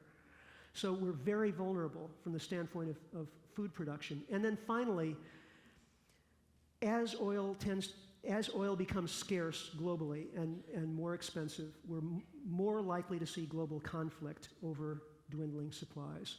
These are the types of impacts that we are most likely to see. I don't know if I even need to read this to you. I think we pretty much covered this. Oil is a cheap, abundant, versatile energy source on which we have understandably become overwhelmingly dependent, but we can't count on more cheap oil. We've waited too long to develop alternative energy sources, and economic, social, and political impacts from peak oil are by now pretty much inevitable. However, there are still things we can do to lessen those impacts and to prepare ourselves for them. Before I get to those, I want to say a few things about recent events with the hurricane in the Gulf. First of all, I think this is a great analogy for us, or a great metaphor. First of all, with Katrina, there was plenty of warning. Everyone in New Orleans knew that the city was vulnerable. Everyone in New Orleans knew that the levees needed to be upgraded and repaired. And we could see the hurricane headed toward New Orleans for days ahead. So there was plenty of warning. Nevertheless, there was really, I think, what pretty much everyone agrees at this point, was a shameful lack of response by the federal government after the hurricane hit, and local officials and agencies were overwhelmed by the scale of the disaster. And the most effective responses in many cases were mounted by citizens forming ad hoc rescue groups. So what does this tell us? Well, let's look at the situation with peak oil. We can see it coming. There's plenty of warning ahead of time for those of us who are willing to look. Unfortunately, our government is not warning us about this. The oil companies are, aside from Chevron's PR campaign, the oil companies aren't warning us, but nevertheless, the warnings are there. Global discoveries have been declining for 40 years. That means something. Nevertheless, there will likely be woefully inadequate preparation. Do you see the federal government investing hundreds of billions of dollars in energy conservation and in the production of alternative fuels? I don't. Therefore, given the demonstrated inability of the federal government to anticipate and prepare, most of the responsibility for all of this will have to be borne at the local level. And at the local level, we're going to need two kinds of strategies: mitigation strategies that are put in place ahead of time to reduce the impacts so that it's not so bad when it happens, and then crisis management strategies that can be called into action when the crisis hits to take care of what will, I think, essentially be the walking wounded. We're going to see impacts like very high unemployment. Already today, we saw a major airline go bankrupt. We're likely to see much more of this kind of activity in the near future. Okay, this is a slide I just added today. This was emailed me today. Oil shockwave, an oil crisis simulation conducted early this summer by former high-ranking government officials, experts in the fields of national security and economics, and energy industry specialists, found that taking less than 4% of oil off the global market due to small incidents of political unrest and terrorism would cause prices to rise dramatically to more than $161 a barrel. So this is just an indication of how fragile the market is right now. And even small impacts can have very large consequences because supply and demand currently are so closely balanced. So what's happening with the impact of Katrina in the Gulf of Mexico? Could that be a trigger to dramatically increase prices? I think it could over the medium term, not over the short term, because it's destroyed some demand in the southern states.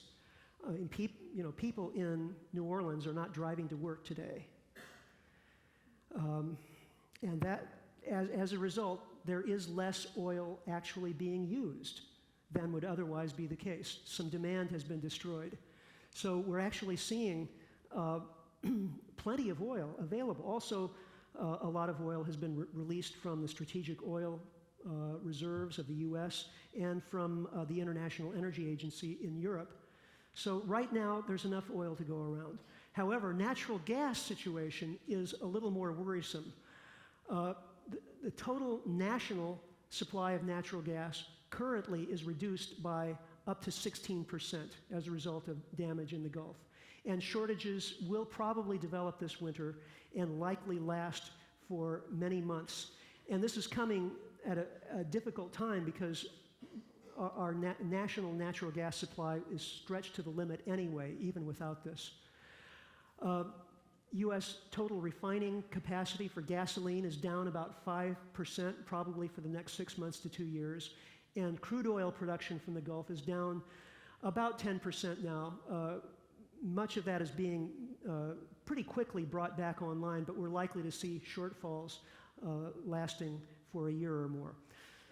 So over the medium and longer term, I think we are likely to see some pretty dramatic results, actually, from the destruction in the Gulf. Over the longer term, Katrina's effect on peak oil is, I think, likely to be as follows. As I've already said, there is some demand destruction over the short term.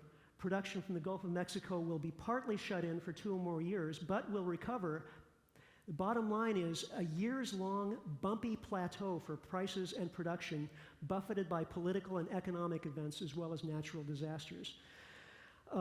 We're not going to see a nice, clean peak in, say, 2007, so that, one day we get to the peak and we say, oh my gosh, this is it, and then the next day production's declining. What we're probably going to see is a several years long period, I don't know exactly how long, maybe 6 or 8 years, maybe even a decade, of extreme volatility in both production and prices, where political events, economic events, and possibly further natural disasters will constrain production, production will partly recover, and prices will destroy demand, and then economies will partially recover. And it's going to be a period of time where it's very difficult to see what the long-term trend is. At the end of that time, we'll see that oil production rates simply can't be maintained regardless of the economic circumstances, and by that time it'll be clear that we're past peak. But between now and then, I think we're in for a pretty bumpy ride.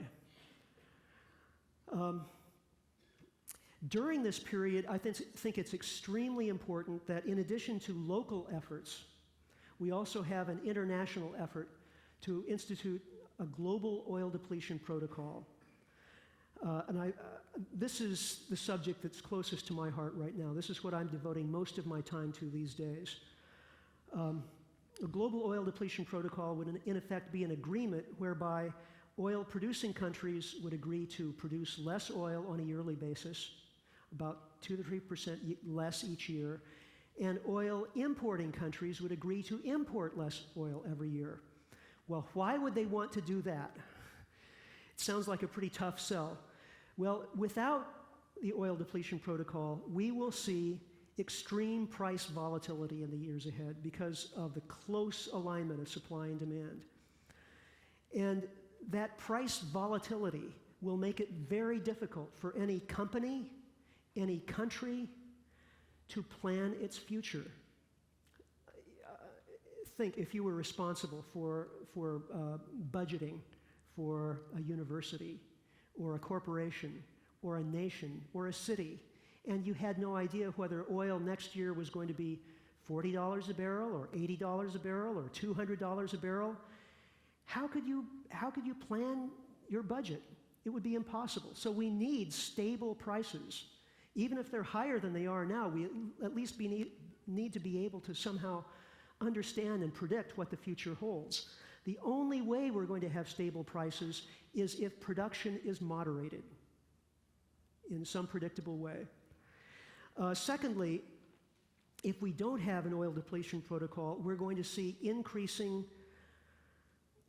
conflict in the world over oil. We already have 150,000 US troops in Iraq. I don't think they're necessarily there just to spread democracy, but we have permanent US military bases throughout the Middle East and in Central Asia now. Meanwhile, China, which is industrializing rapidly, is using its deep pockets because it has so much foreign exchange revenue because it's such a successful exporter of manufactured goods.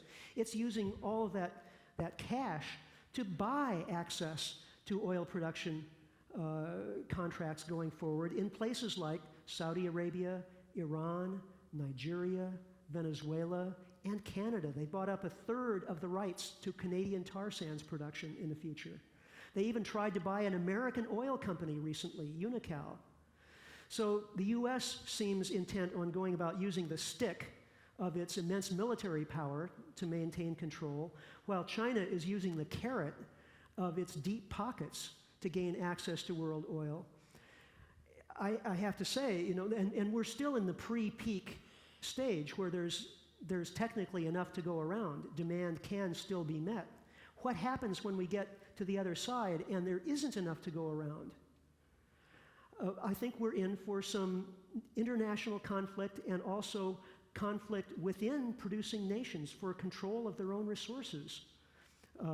Civil wars, such as we've seen in Africa and to a certain extent in South America, over control of national resources. The only thing that will stop that from happening is a global oil depletion protocol. Even the oil companies, I think, will welcome this. Why? Because they need a stable playing field too. Yes, they like having the windfall profits, but it's like killing the goose that lays the golden egg. If they destroy the global economy in the process, they lose too. And in fact, historically, there's almost always been some mechanism for moderating prices.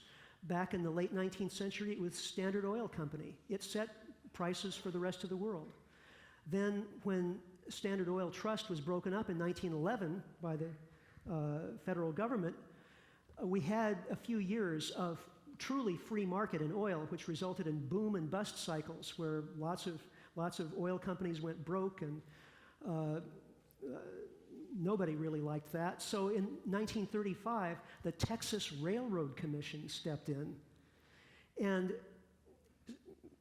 was able to govern how much Texas oil producers put onto market and thereby control global oil prices, because Texas was the world's foremost oil producer at that time. So the Texas Railroad Commission set global prices from 1935 to 1970. And in 1970, remember, the US peaked and lost its ability to control world oil prices. From 1970 to the present, it's been OPEC. And OPEC hasn't necessarily done a particularly good job of it, although they've been highly pressured by the US government and others to take the decisions they have along the way.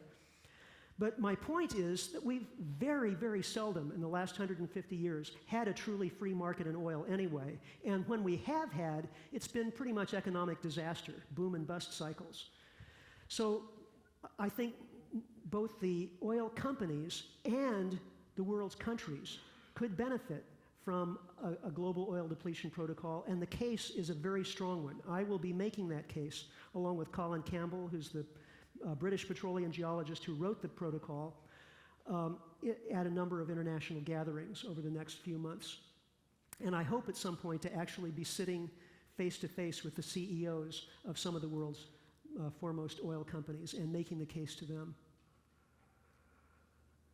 Okay, so this is the rest of the protocol. Finally, let's end up here with the local community, because this is where you live, and this is where the pain is going to be felt, and this is where you can actually do something. It's important to prioritize your response to peak oil. First of all, what's most important to you? I would say food and water are going to be pretty close to the top of the list. Where does your water come from? Does it take energy to get that water to you, to purify it, to pump it, and so on? Where's that energy coming from? If it's coming from diesel generators, that's a problem. If it's coming from renewable energy sources, that's much better. And what does it take to change over just the water supply from fossil fuels to renewable energy resources like solar or microhydro, something like that? Probably not very much. We're not talking about hundreds of billions of dollars. We're talking about something that's easily doable and over the short term, but that would increase the security of your future dramatically. Then your food supply. Where does your food come from? Does it come from 1,500 miles away by means of trucks and supermarkets and Archer Daniels Midland and so on? Or does it come from local farmers and CSAs?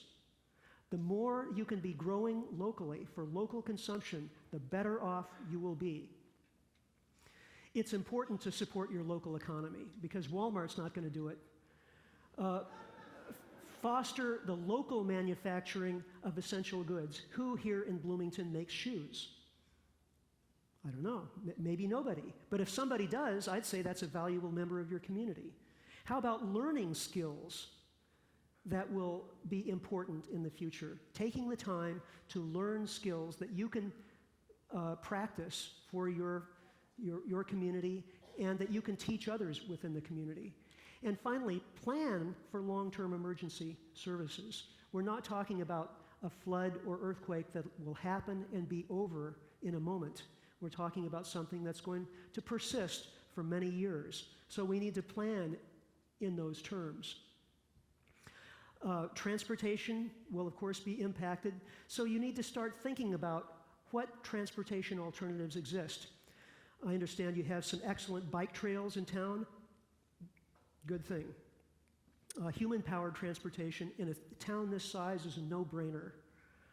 Everybody should be riding a bike whenever they possibly can.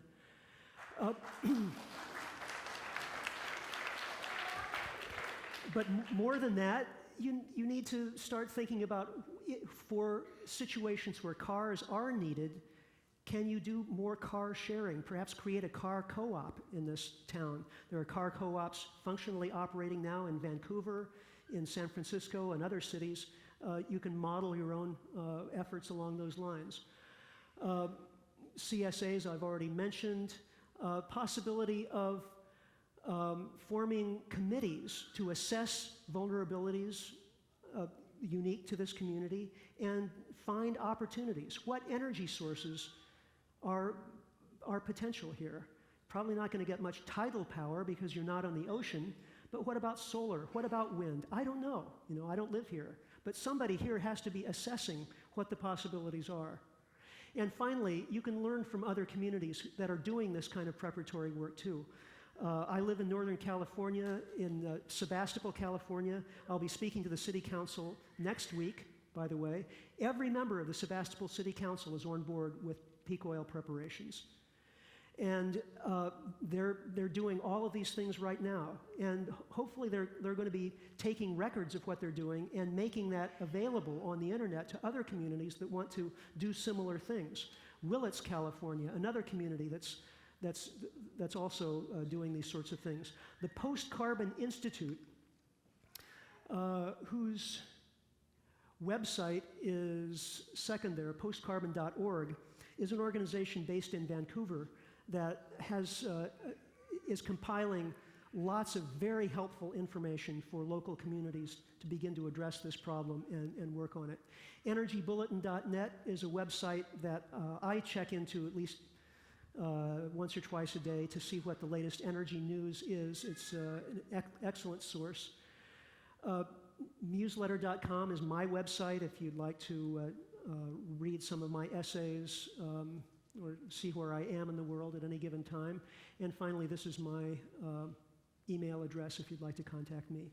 I appreciate very much your attention over the past hour or so, and I look forward to working with you in whatever way to address this challenge and make sure that we and future generations have a survivable future and a planet to live on. Thank you very much.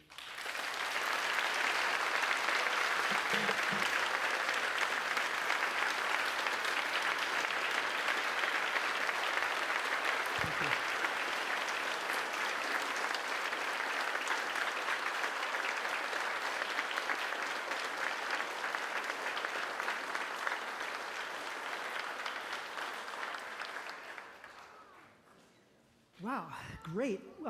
It's hard for me to see you all because you're kind of dark and I'm in the light here, but yeah, that's great. I would love to have at least a brief discussion here. If some of you would like to ask questions, we have a radio mic that we can pass around. So whoever has that mic, look for hands, and let's see if we can. There's a hand right there. Can we get the mic over there, or? I don't know where the mic is. I can probably handle it without a mic. Okay, it won't get onto the recording without a mic, but I'll try to repeat your question. Go ahead. There we go. I think it's implicit in your remarks, but I wonder if you would specifically address in recent months in particular, a lot of people have called for an increase in nuclear power as an answer to this. I wonder, implicit in your remarks clearly is the sense that it wouldn't be a sufficient answer, Some people who admit that it wouldn't be a sufficient answer still say it would be a useful component. There might be an argument to the contrary, apart from concerns about weapons proliferation, but I wonder if you would comment on these issues. Right. That's a complex discussion. And I get in trouble no matter what I say on that issue because there are very strong feelings about it. My own conclusion is that nuclear power is not a particularly useful way to go right now. First of all, it's going to be very expensive. The prices of uranium, by the way, are well over double what they were just 3 or 4 years ago. So we're entering a period of uranium scarcity as well as everything else that we've been talking about. Nuclear plants are expensive to build, and during their life cycle, it's true, they can produce relatively inexpensive power, but the startup cost, design cost, and then the end of the cycle, decommissioning nuclear plants at the end of their life cycle, very expensive. Many of our current plants, 103 of them, are nearing the end of their life cycle, and the companies operating them really don't know what to do because they can't afford to decommission them properly. So we have kind of a problem with the ones that are already in place. Building more of them doesn't make sense to me. Now, given that, on the other hand, I know that the American nuclear industry is poised for a resurgence. They're pouring lots of money into public relations. They have the federal government behind them. The Bush administration wants to see more nuclear power plants built.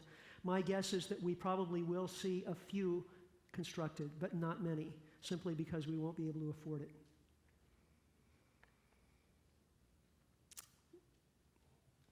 Another question or comment?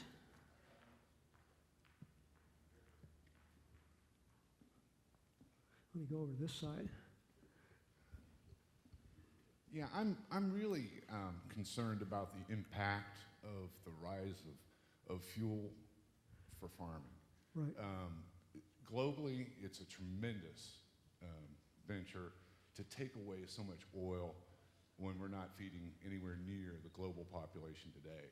I mean, what I see happening in the future are just kind of like rolling famines throughout the third world.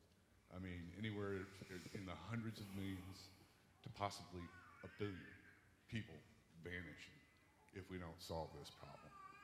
Right. What do you see? Well, frankly, I see that as a real possibility. The only way we're going to avoid that is with a global crash program to de-link agriculture from fossil fuels. And that takes time. You can't take a working farm that's using chemicals, chemical fertilizers and pesticides and herbicides, and transform it to an organic farm in 1 year. You'll go through several years of decreased production. Best estimates I've heard are it takes about 5 years to transition. So we need to begin that transition right now, and that should be prioritized all around the world.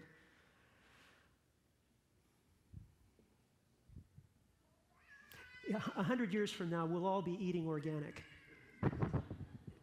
Question is, how many of us there will be?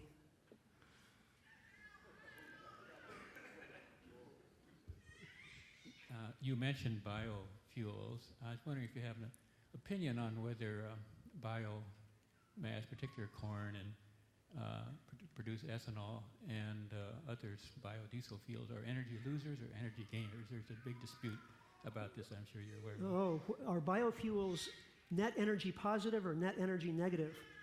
There's another hornet's nest. The answer is it depends. Depends on how you produce the stuff, how you grow the crop, what crop you're growing, what the climate is, and so on. I think the case has been made pretty well by David Pimentel of Cornell that corn to ethanol, as it's currently done in many Midwestern states, is an energy loser. That doesn't mean it always has to be in every situation or that it is in every situation around the world. In Brazil, I think they're producing ethanol on a net energy positive basis. and it certainly could be done in this country as well, probably not using corn, but using something like switchgrass. Sugarcane in Central America could be a viable feedstock for producing ethanol. The problem is one of scale. If we try to produce enough biofuels to really make a significant dent in our total demand for transportation liquids, we have to start devoting immense amounts of cropland to the effort. And we run into the problem where we could be literally seeing millions of people starve so that thousands of people can drive their cars. If we don't want to go down that road, I think we have to take this discussion somewhat at least out of the market and into question of public policy. You know, what do we want to prioritize? Do we want to make sure that everybody gets fed first before we fuel up the SUVs? Or, you know, what are our priorities? We need to have that discussion. Here's a hand here. As I listen to this discussion, my imagination goes to starvation and food riots, and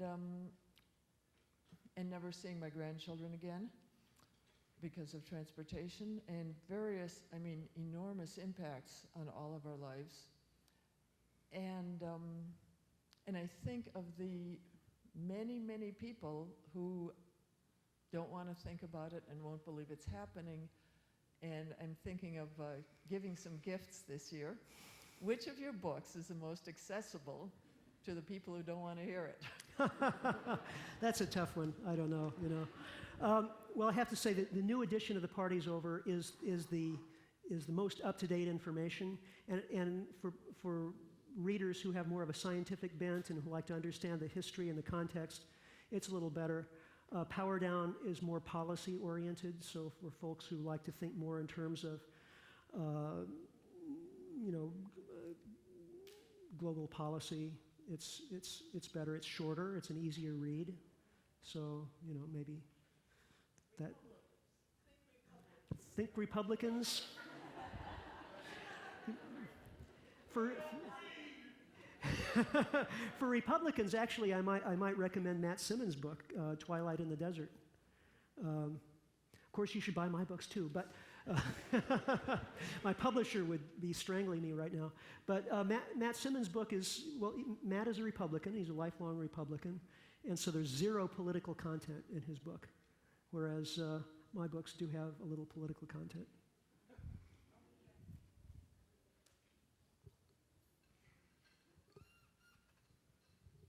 I see with all your scenarios that there appears to be a devastation of the earth no matter what we do. Looking for shale oil, digging up various areas, putting in nuclear power plants, using all our available land to make biofuels. What do you think about that? What do I think about? I'm sorry. I'm considering that a lot of the services that the earth performs for us are services that we don't really count.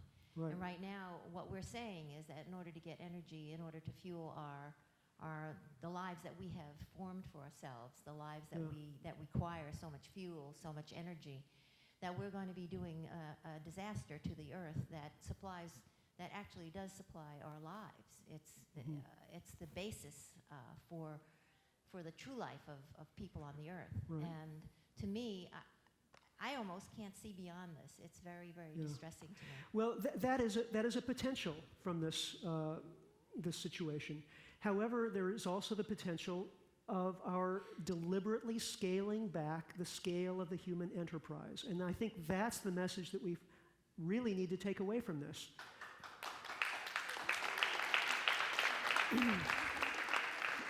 What we're looking at here fundamentally is the universal ecological dilemma: population pressure, resource depletion, and habitat destruction. It's been going on forever, literally.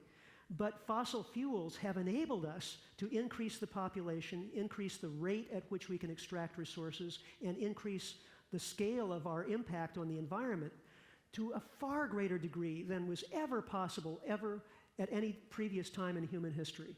So as fossil fuels go away, the logical thing for us to do is to scale back and to reduce our impact and reduce our per capita consumption of resources from the earth.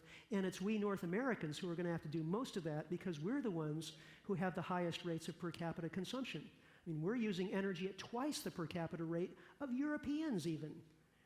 So we have the farthest to fall, and it's we who are going to have to really take this seriously and make fundamental lifestyle changes.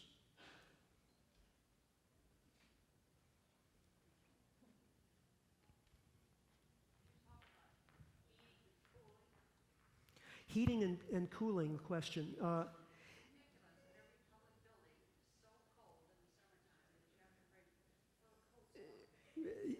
Yes, a comment about how we keep our public buildings so cold in the summer and so hot in the winter. Yeah, well, I think that's going to change pretty soon because we're not going to be able to afford to do that. Natural gas prices are going to be really painful this winter, I'm afraid. I'm sorry to say, but prepare yourselves. And if your house isn't well insulated, best investment you can make right now is to insulate your house.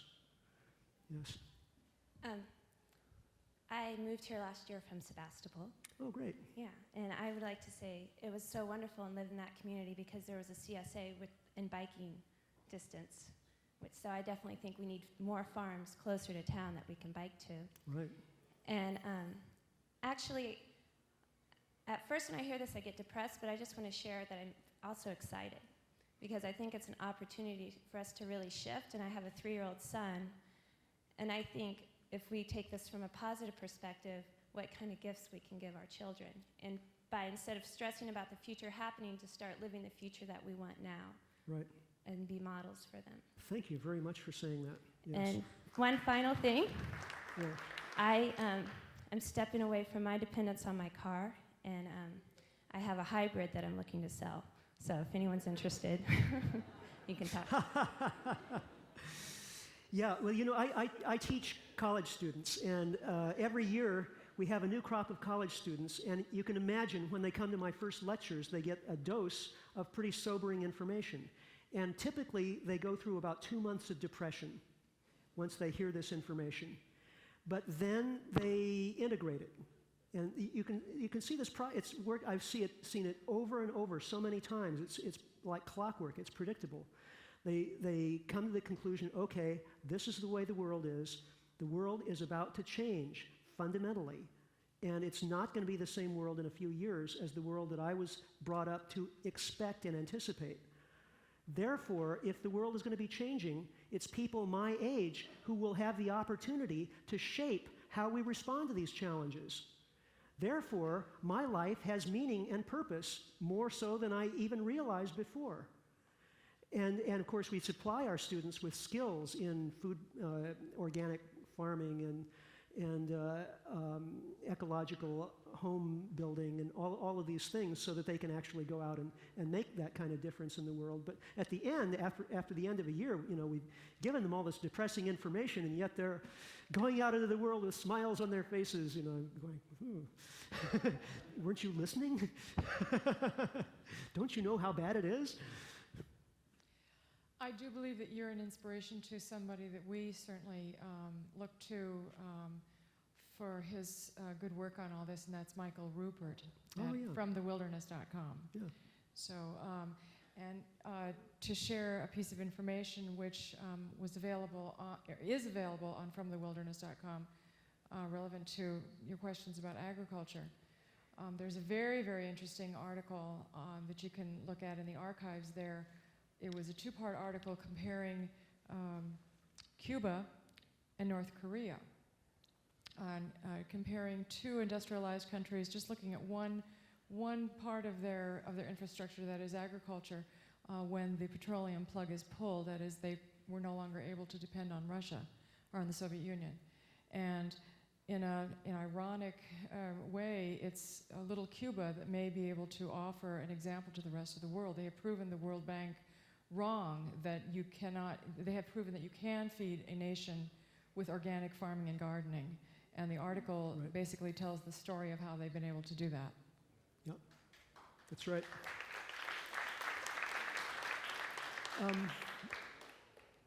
How are we doing? Maybe 2 more questions?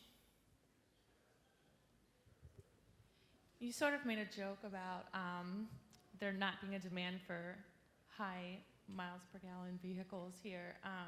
But seriously, what could we do to get those vehicles here? I have a friend up in northern Indiana who has an electric car. It's half electric and half, bicycling that they have over in Sweden, I believe. And he says it took him 3 years to get it here, Right. and just the difficulties. Like, what can we do to change that and demand that? Right.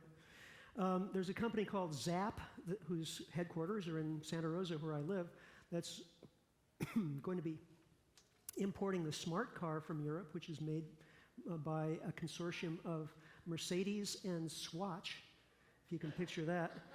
And the smart car gets about 65 miles to the gallon, so there's that option. I don't know how to pressure Volkswagen into exporting the Lupo. It would be nice to see some of those here, but I think we will be seeing more options of fuel-efficient cars in the years ahead. The demand will be here.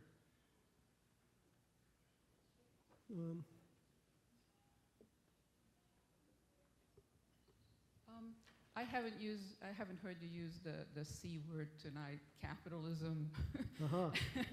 And I'm wondering, since you're going to be talking to all these oil company executives and such, how do you explain to corporate executives about the downscaling of the human project and how it is necessary? Because when you say that even Europe is doing better than we are, that has to do with the fact that they have social democratic parties and that, basically they have social welfare states. Right. There's generally more party politics discussion between different kinds of points of view, where here we have Democratic Party operatives that are virtually indistinguishable from Republican Party operatives. So how do we convince, and I don't live in Bloomington and I don't live in California, I live further out, surrounded by farmers who are fundamentalists and Bush supporters, and I cannot get through to them about the fact that peak oil, for example, is connected to peak capitalism, and I certainly hope that both are going to be declining together. Yeah. Well, I don't think you can say the same things to every audience. When I'm speaking to Swiss bankers, I don't necessarily say exactly the same things I would say to an audience in Sebastopol or Bloomington. Capitalism, of course, is a creature of the fossil fuel age. I mean, it has come about because we have had this incredible one-time only temporary gift of fossil fuel energy with more available every year that has enabled us to have economic growth year after year after year. And then capitalism comes along and says, oh, this is normal.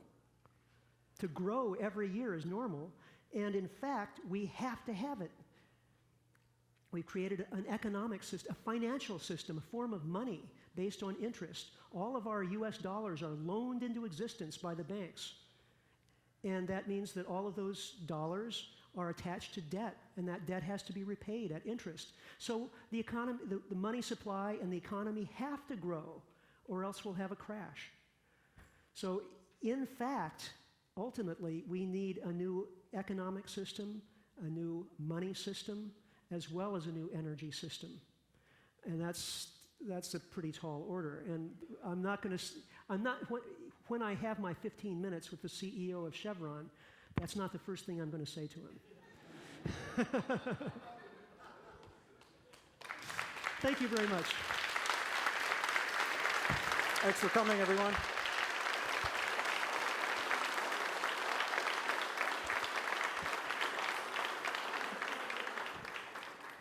You can join Richard Heinberg in the lobby. He'll have a book signing, and you can discuss this a bit more. Thanks for coming tonight.